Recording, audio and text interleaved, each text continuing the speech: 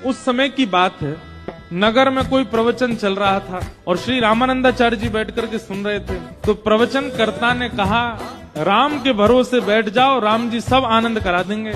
लेकिन यहाँ पर रामानंदाचार्य जी ने यही अर्थ लगा लिया कि राम राम करो तो राम जी पूरा जीवन पालन करा देंगे। तो रामानंदाचार्य जी व्यास जी से कहा, बोले भगवान आप व्यास मंच पर बैठे हैं, हम आपसे कुछ कह तो नहीं सकते, आपकी सारी बातें स्वीकार हैं, पर आप कह रहे हैं राम जी के भरोसे बैठ जाओ, राम जी रोटी खवा देंगे क्या? तो व्यास जी थोड़े से क्रोध में आ गए और क्रोध में आके उन्होंने कहा, हाँ अगर राम जी के बस में आ जाए तो राम जी रोटी भी खवा देंगे, तुमको कोई कुछ नहीं करना पड़ेगा, राम राम जपो बस, राम जी रोटी भी खवा देंगे। रामानंदाचार्य जी ने सारे गांव के लोगों को बुलाया, भैया देखो हमारी बात सुनो, मैं अपने गांव से कोसों दूर एकांत एक अज्ञात स्थान पर जा रहा हूं, ना रोटी लेके जाऊंगा ना दाल, कुछ नहीं लेके जाऊंगा अपने साथ, केवल राम राम जपूंगा।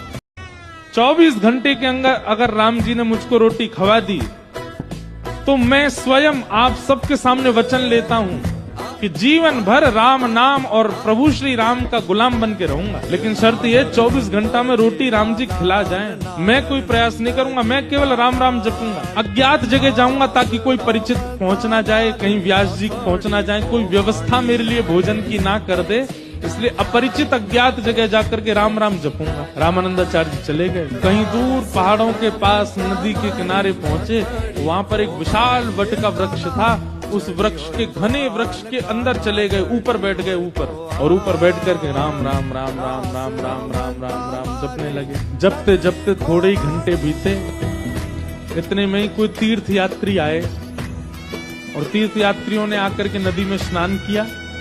स्नान आदि करके अपना झोला वोला रखा था, झोला खोला, वस्त्रादि पहने, दूसरे कहा भैया बहुत भूख लगी है, पिछले गांव से कुछ प्रसादी लेकर के आए हैं, उसको पालें, यहीं पे फिर आगे चलेंगे। और उन तीर्थ यात्रियों ने प्रसाद खोला, उसमें पूड़ी सब्जी गुलाब जामुन आदि सब गांव के लोगों ने जो प्रसाद दिया वो सब था। प्रसाद खोल के सामने रखा ही था, इतने में ही एक डाकू आ गया और डाकू अपनी सेना के साथ आया, आकर के बोला इन सबको बंदी बनाओ, इनके पास जो कुछ हो सब कुछ लूट ले चलो। वो बेचारे खा भी नहीं पाए, हाथ ऊपर करके खड़े हो गए। उनके झोला वोला देखे तो उसमें कुछ कपड़े, कुछ दक्षिणा, कुछ ग्रंथ किताब मिली। डाकुओं ने बोला सब हरण कर लो। तभी एक सिपाही बोला, बोल महाराज 56 भोग भी है, आपकी आज्ञा हो तो पालें, बढ़िया गुलाब जामुन पूड़ी सब्जी सब दिख रही है। डाकू बोला हाँ हाँ बैठो, सब लोग उड़ाना शुरू करो।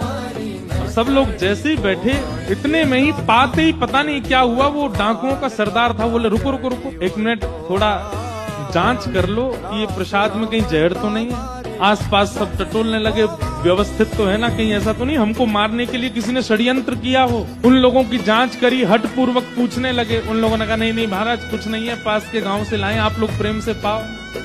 डाकू बोला नहीं नहीं मुझे तो कुछ गड़बड़ लगती है। उसने जैसे ही ऊपर देखा पेड़ पर, हमारा रामानंदाचार्य जी बैठे राम राम कर रहे थे, राम राम राम राम नीचे देख रहे थे। डाकू बोला मिल गया, षड्यंत्रकारी मिल गया, इसको नीचे उतार के लाओ। नीचे उतार करके लाए। रामानंदाचार्य जी ने हाथ जोड़े, राम राम राम राम राम चल रहा था उनका। बोले ये इसी की चाल है, ये किसी राजा का गुप्तचर है, इसने हमारे लिए विषैला भोजन यहाँ रखवा दिया ताकि हम लोग खाएं और खा करके हमारी मृत्यु हो जाए या हम बेहोश हो जाएं और ये पकड़ के हमको राजा के पास ले जाए। सब सुन के बोले हाँ यही लग रहा। बोले अब एक काम करो, इसको हाथ पैर बांधो, इसका मुंह खोल के इसी को खिलाओ, जितनी सामग्री सब इसके मुंह में डालो। 2 सिपाहियों ने पांव बांध दिए, 2 ने हाथ बांध दिए। राम राम राम राम कीर्तन चल रहा था रामानंदाचार्य जी का। डाकुओं ने मुंह पकड़ा, जबरदस्ती खोला और जबरदस्ती खोल करके ये ले गुलाब जामुन खा। जैसे ही मुख में डाला, रामानंदाचार्य जी के आंसू आ गए। बोले भैया राम नाम खिलाता नहीं है, जबरदस्ती हाथ पांव बांध के खिलाता है, ये राम नाम का प्रभाव है। महाराज रोटी सब्जी गुलाब जामुन पकौड़ी कचौड़ी रायता सब खवा दिया उनको, पेट बिल्कुल तर हो गया। अब वो प्रसाद तो था 10-5 लोगों का, अकेले रामानंदाचार्य जी बेचारे कितना पाए। खाते खाते खाते नर भर गया पूरा। तब डाकू के जो लोग थे उन्होंने कहा महाराज जी थोड़ा देख तो लीजिए, अगर ये जीवित रह जाए, इसको कुछ ना हो तो बचा हुआ हम पालेंगे।